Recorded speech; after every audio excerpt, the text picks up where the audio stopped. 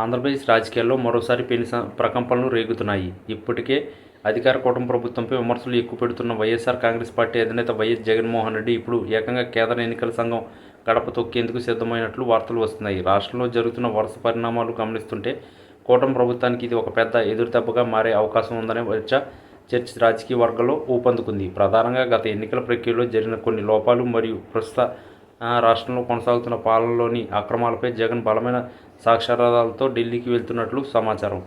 గత కొద్ది రోజులుగా రాష్ట్రంలో ఓటర్ల జాబితా సవరణ మరియు ఈవీఎంల పనితీరుపై వైసీపీ శ్రేణులు తీవ్ర అసంతృప్తిని వ్యక్తం చేస్తున్నాయి.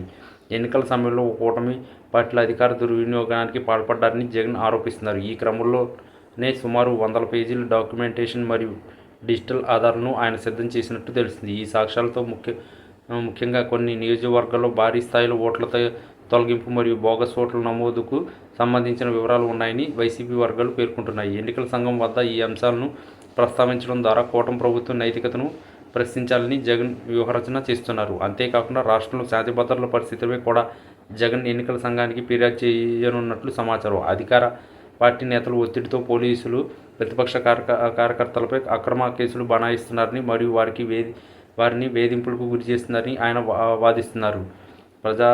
ప్రజాస్వామ్యబద్ధంగా జరగాల్సిన స్థానిక సంస్థల ఉప ఎన్నికలు లేదా భవిష్యత్తులో జరగబోయే ఇతర ఎన్నికలపై ప్రభుత్వం ప్రభావం చూపే అవకాశం ఉందని జగన్ తన నివేదికలో పేర్కొన్నట్లు రాజకీయ విశ్లేషకులు భావిస్తున్నారు. ఈ పరిణామాలు కూటమి ప్రభుత్వానికి పాలనాపరంగా పెద్ద సవాల్గా మారవచ్చు.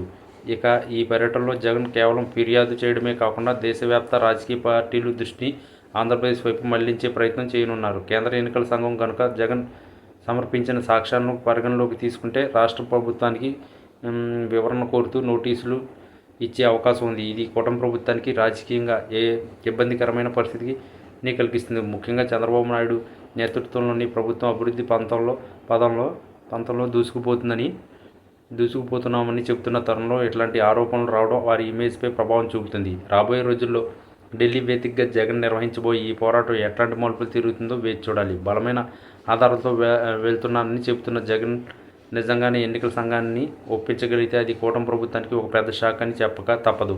మరోవైపు కూటమి నేతలు కూడా జగన్ పర్యటనను గమనిస్తూ తన వ్యూహాలకు పదును పెడుతున్నారు. మొత్తం మీద ఆంధ్రప్రదేశ్ రాజకీయాలు ఇప్పుడు అమరావతి నుండి ఢిల్లీకి తరలడం ఆసక్తికరంగా మారింది.